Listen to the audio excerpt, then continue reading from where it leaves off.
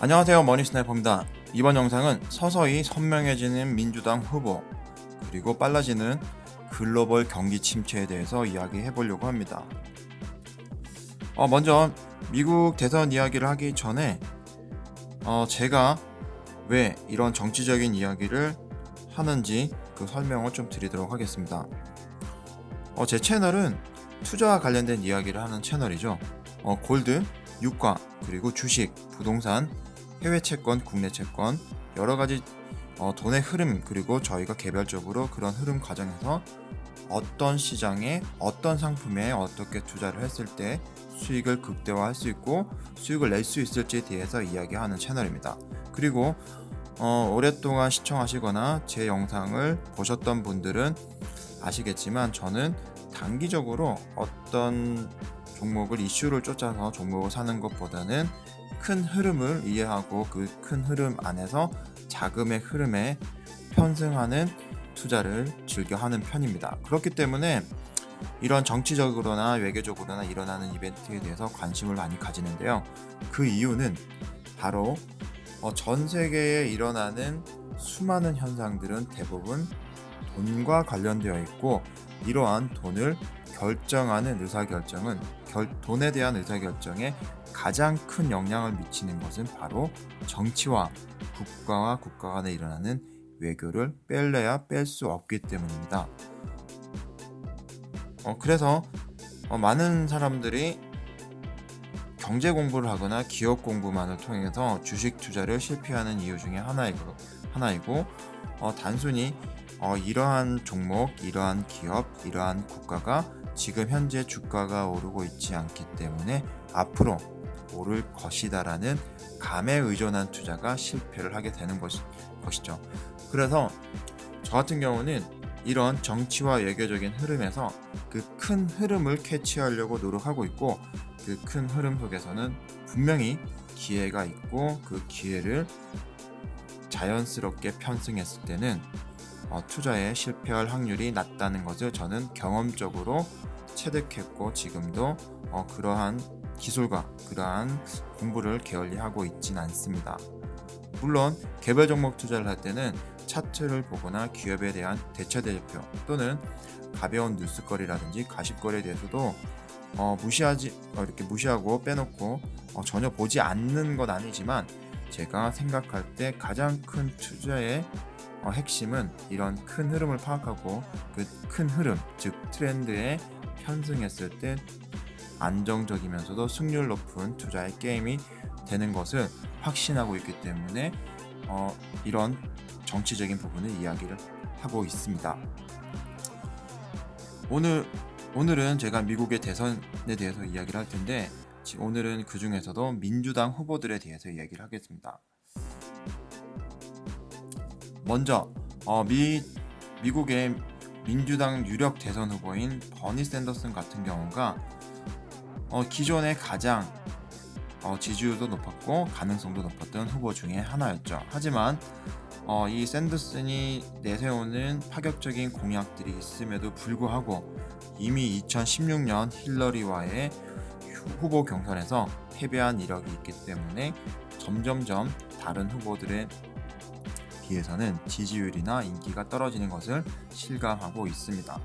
그러면은 이런 버니 샌더슨을 대신하는 어떤 민주당 후보들이 지금 현재 유력한 대통령 후보가 되는지를 한번 살펴보도록 하겠습니다.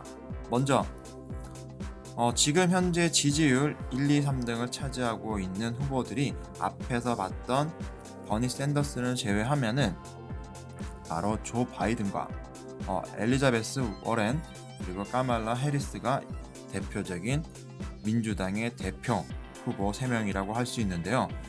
먼저 바이든이 내세우는 슬로건은 Our best days still lie ahead.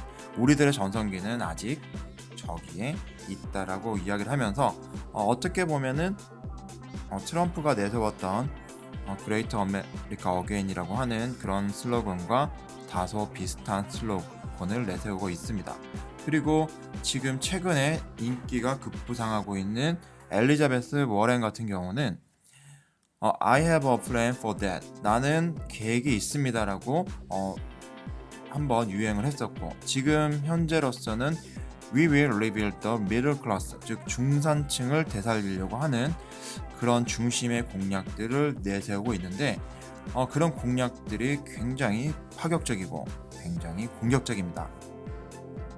그리고 지난 TV 토론에서 가장 큰 인기를 얻었던, 그리고 가장 큰 수혜를 봤었던 카말라 하리스 같은 경우는 For the People이라는 인간 중심, 인종에 대한 부분, 이런 부분을 중심적으로 슬로건을 내세우면서 본인의 아이덴티티를 붙이고 있는 지금 형국이라고 할 수 있는데요.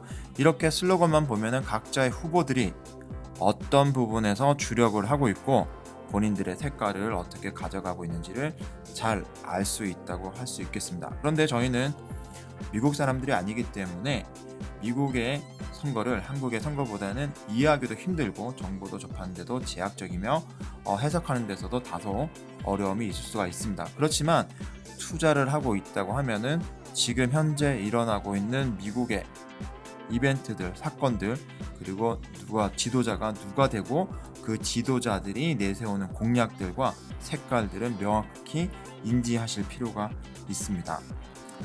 먼저 각자 후보들이 내세우는 주요 공약들을 보게 되면은 바이든 같은 경우는 파격적인 환경 규제에 관련된 부분, 즉 2050년까지는 이산화탄소를 제로로 만들겠다라고 하는 이 공약이 주력으로 지금 현재 부각되는 공약 중에 하나고요. 그리고 나토 지원을 확대하면서 러시아에게는 강경하게 대응하겠다. 그리고 프랑스 기후협정 및 핵협정에 대해서는 재가입을 하겠다라고 하는 것이 조 바이든의 공약입니다. 이렇게 보면은 트럼프가 지금까지 내세웠던 공약에 전면적으로 대치된다고 할 수 있겠죠. 그리고 가운데 있는 엘리자베스 워렌 같은 경우는 굉장히 파격적인데요. 페이스북이나 아니면 트위터에 있는 이 워런의 연설을 한번 들어보시면은 굉장히 충격적입니다. 그런데 많은 젊은이들, 그리고 많은 미국의 국민들이 지금 현재 이런 워렌의 행보나 주장에 공약들에 환호를 하고 있는데 바로 팡을 해체하겠다고 합니다. 페이스북, 아마존, 그리고 이런 구글 같은 대형 기업들을 해체해서 아예 폭파시키겠다고 얘기를 하거든요. 이게 뿌리 완전히 갈갈이 찢어버려서 중소기업들, 그리고 중산층에게 이런 대기업들이 가지고 있는, 독식하고 있는 돈을 중산층에게 돌려주겠다라고 하는 것이 공약이고요. 그리고 조세 피난처를 적극적으로 단속을 하면서 아프가니스탄에서는 군대를 철수하겠다. 그리고 지금 트럼프가 내세우고 있는 부분, 자유무역, 트럼프가 내세우는 것과는 반대로 자유무역을 지지하고 온건화된 이민제도를 지지하는 그런 공약을 내세우고 있습니다. 그리고 해리스 같은 경우는 인종차별에 대해서 공약을 내세우면서 눈에 띄는 것은 미국인들이 주택 구매를 하는데, 즉 미국의 하위 계층에서 주택을 구매하는데 적극적으로 금전적인 지원을 아끼지 않겠다라고 하는 것이고, 그리고 중산층 중심에서는 감세 정책을 하겠다는 것이 지금 현재 해리스의 대표적인 공약들입니다. 이렇게만 보셔도 저희가 투자를 하는데 왜 제가 정치적인 부분에서 관심을 항상 안테나를 세우는지는 짐작을 하실 수가 있겠죠. 만약에 지금 워런 같은 경우가 엘리자베스 워런이 당선이 되면은 지금 당장 대기업들, S&P 500에 관련되어 있는 기업들은 직격탄을 맞게 될 것이고 굉장히 나쁜 뉴스가 될 것입니다. 그리고 조 바이든이 당선이 되게 되면은 지금 당장 파리 기후협정에 재가입을 하게 되고 이산화탄소를 2050년까지는 제로로 만들겠다고 합니다. 그렇게 되면 화석연료 관련된 기업들 주가 나쁘게 나오겠죠. 그리고 반대적으로 재생에너지라고 할 수 있는 태양광이라든지 풍력, 이런 부분에서는 긍정적인 신호를 받아들일 수가 있을 것입니다. 이만큼 정치적인 움직임이 중요하고, 어떤 사람이 지도자가 되고 어떤 색깔의 정당이 정권을 잡는지가 미국에서는 굉장히 중요하고, 미국에서 중요하다는 것은 전 세계적으로 미치는 영향이 어마어마하다는 것을 알 수 있습니다. 그렇기 때문에 저희들은 미국의 지도자가 누가 되는지를 관심 있게 지켜보실 필요가 있고, 민주당이 됐네, 트럼프가 됐구나, 정말 신기한데, 이렇게 보실 게 아니고 트럼프가 당선이 되었는데 트럼프는 어떤 부분에서 공약을 내세웠고 어떻게 세상을 바꾸려고 하는지, 그리고 지금 현재 민주당 후보들이 어떤 공약을 내세우고 있고 그 공약의 수혜를 보는 업종, 그리고 섹터, 그리고 반대로 피해를 보는 기업들은 어떤 기업들이 되는지를 저희들이 사전에 인지를 하고 있으면은 투자 방향을 결정하는데 굉장한 큰 도움이 된다고 볼 수가 있겠습니다. 그리고 제가 지난번에는 이 바이든이라든지 해리스의 트위터를 즐겨찾기를 하시고 또는 팔로잉을 하셔가지고 이 팔로워들 숫자를 모니터링 하실 필요가 있다고 제가 말씀을 드렸는데요. 오늘 영상 듣고 나시면은 지금 보시는 엘리자베스 워런 같은 경우도 팔로우 하셔가지고 이 지금 팔로워 숫자들이 몇 명이나 되는지를 항상 습관적으로 모니터링 하시는 그런 습관 가지시길 바랍니다. 지금 바이든 같은 경우는 약 한 달 정도 되는 기간 동안에 약 2만 명 정도 팔로워가 늘어났고요. 그리고 해리스 같은 경우는 13만 명이 늘어났습니다. 이렇게 보니까 확실히 바이든보다는 해리스의 성장이 눈에 띄는 것 같고요. 지금 워런 같은 경우는 이게 데이터가 워런은 추적하기가 조금 애매합니다. 왜냐면은 워런 같은 경우는 지금 이렇게 공식적인 대통령 선거를 위한 트위터도 있지만 이전부터 개인 계정을 가지고 있었어요. 근데 개인이 가지고 있는 계정에는 이미 팔로워 숫자가 바이든이나 해리스보다 많은 숫자를 확보하고 있습니다. 약 500만 명 넘는 숫자에 지금 팔로워를 보유하고 있고요. 근데 반면 해리스 같은 경우는 개인 계정에는 팔로워 숫자들이 굉장히 저조한 숫자로 이렇게 확인이 가능하십니다. 제가 이렇게 트위터라든지 이런 SNS에 팔로워 숫자를 주목하는 이유는 지난 미 대선에서 이런 SNS의 영향력이 굉장히 컸고요. 그리고 여러 전문가들이 예측했던 것보다는 이런 온라인상에서 일어났었던 검색어라든지 트위터나 페이스북에서 일어났던 좋아요 또는 팔로워들의 숫자들이 오히려 더 정확한 대선 후보자들의 당선 여부를 예측할 수 있는 지표로 작용했다는 것은 저희가 이미 검증을 했기 때문에 지금 미국의 대선 후보자들에 대해서도 트위터 또는 인스타그램, 페이스북 같은 것을 팔로우하면서 이 사람들에 대한 공약들, 이 사람들이 이 후보자들이 이야기하는 내용들에 주목을 하면서 저희는 누가 대통령이 당선이 될 건지를 이렇게 확인하시고, 그리고 이런 사람들이 대통령이 당선이 되었을 때 미국 경제에 미칠 영향, 그리고 전 세계에 미칠 정치 외교적인 파급력을 간접적으로 생각을 하시면서 투자 방향에 참고를 하시면은 꽤 괜찮은 투자 결과를 얻으실 수가 있을 것입니다. 그리고 지금 지지율 같은 경우는 보시게 되면은 바이든의 지지율은 초창기 이렇게 쭉 상승을 했다가 지금은 하락세에 접어들었고요. 샌더슨 같은 경우는 사실상 미국에서는 조금 이렇게 제껴놓은 것 같아요. 샌더슨 같은 경우는 제껴놓은 것 같고, 지금 해리스가 지난 TV 토론을 통해서 이렇게 수직 상승을 했고, 그리고 꾸준하게 지금 돌풍을 일으키고 있는 것은 주목할 만한 사람이 바로 워런 같습니다. 그래서 개인적으로는 워런의 움직임이 굉장히 심상치가 않은데, 워런이 그런데 내세우는 공약들은 너무나 공격적이고 너무나 파괴적이어서 다소 조금 거부감이 없지 않게 드는 그런 후보라고 저는 생각을 하고 있습니다. 과연 미국인들이 이런 극단적인 후보를 선택을 할까라는 생각을 할 수는 있지만 트럼프를 선택했던 걸 봤을 때는 워런이나 해리스나 바이든이나 샌더슨이나 누구나가 대통령이 당선이 될 수 있는 가능성이 있는 거죠.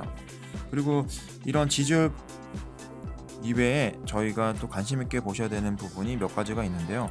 그 중에서 하나가 언론에서 누가 가장 많이 언급이 되었는지, 역시나 바이든이 가장 많이 언급이 되었고, 그 다음이 샌더슨, 워런, 해리스 이렇게 뒤를 이어가고 있습니다. 그러니까 압도적으로 바이든이 언론에서 가장 많은 주목을 받고 있고, 그리고 뭐 샌더슨이라든지 워런 해리스 같은 경우는 비슷한 숫자로 노출이 되고 있습니다. 그리고 이것은 이제 지지율의 변화인데요. 보시면은 바이든 같은 경우가 부동의 1등이긴 하지만 이렇게 상승세에서 이제 꺾이는 분위기, 그리고 워런 같은 경우는 급상승하는 분위기, 해리슨 같은 경우가 TV 토론이 끝나고 급증했다가 다시 제자리를 찾아가는 듯한 그런 분위기를 저희는 이렇게 통계를 통해서 확인하실 수가 있습니다. 또 하나 미 선거에서 중요한 부분은 정치 후원금이 얼마나 모였는지를 보면서 이 후보에 대한 지지도, 그리고 대선에서 이길 수 있는 가능성을 짐작을 하게 되는데요. 보시면은 선거 자금에 있어서는 가장 많은 자금을 모집한 후보는 샌더슨이고, 그리고 그 뒤를 잇는 것은 패티 버티그이그라는 하는 후보가 지금 현재 선거 자금으로서는 가장 눈에 띄는 모금을 한 후보로 보입니다. 하지만 지금 유력한 앞에서 말씀드렸던 민주당 후보 중에서 지지율이라든지 지금 현재 언론지상에서 노출되는 빈도라든지 이런 부분에서 가장 강력한 후보라고 볼 수 있는 바이든이나 워런이나 해리스를 봤을 때는 오히려 바이든보다 워런이나 해리스가 정치 후원금은 더 많이 모집이 된 것을 확인하실 수가 있습니다.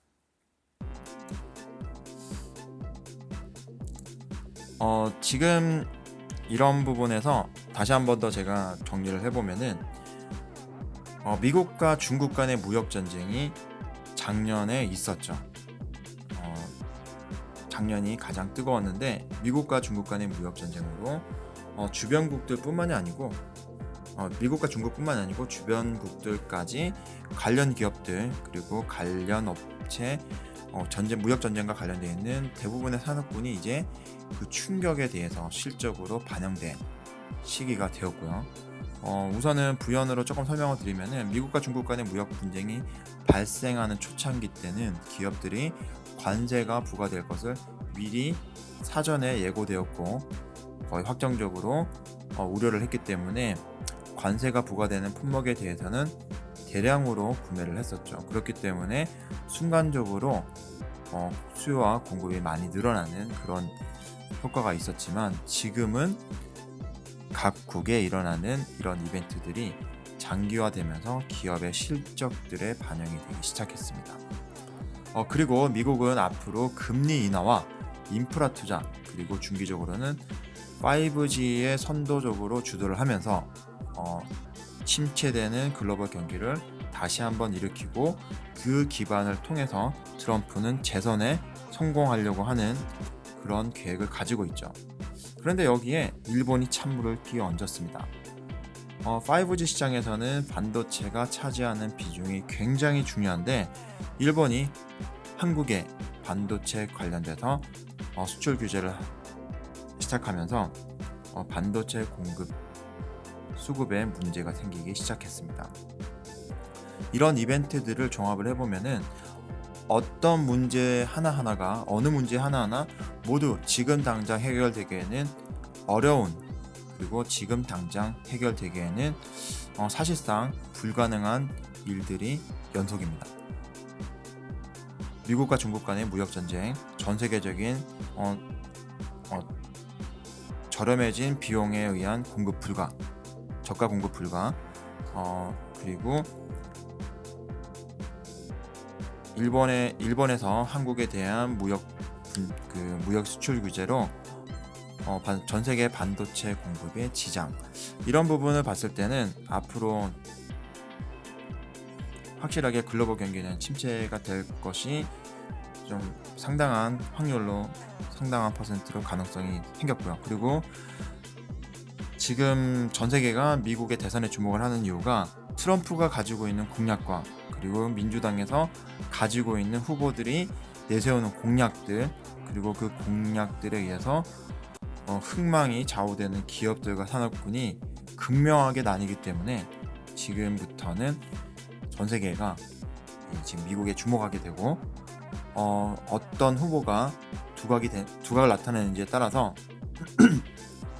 세계 증시는 그리고 기업들의 주가들은 움직이게 될 것으로 예측해 볼 수가 있겠습니다. 물론 굉장한 긴 안목에서 보게 되면은 이런 이벤트들도 그냥 지나가는 사건으로 볼 수는 있지만 그렇다고 해서